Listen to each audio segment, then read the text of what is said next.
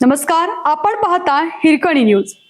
Hirkani news प्रत्येक क्षण ताज्या घडामोडी आणि महत्त्वाच्या प्रत्येक बातमीसाठी नेहमी तत्पर. माधवनगर पोटनिवडणूक वॉर्ड क्रमांक 1 मध्ये गौरी शिंदे यांचा लिफाफा सुसाट. माधवनगर येथील ग्रामपंचायत पोटनिवडणुकीत वॉर्ड क्रमांक 1 मध्ये राजकीय रणधुमाळी शिगेला पोहोचली आहे.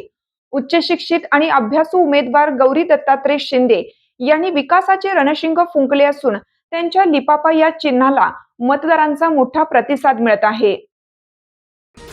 प्रचाराचा झंझावात म्हसोबा मंदिरात श्रीफळ अर्पण करून प्रचाराचा शुभारंभ करण्यात आला. औचित्यनगर, गांधीनगर, हनुमान नगर आणि सोमवार रविवार पेठेत काढलेल्या पदयात्रेला जनसागराचा पाठिंबा मिळाला.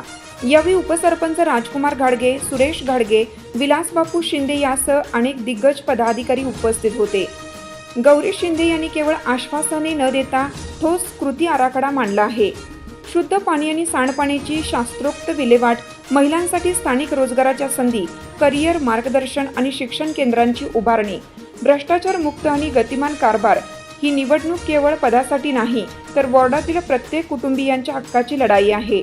आदर्श वॉर्ड घडवण्यासाठी मला सेवेची संधी द्या, तरुणांचा पाठिंबा आणि ज्येष्ठ नागरिकांचा आशीर्वाद.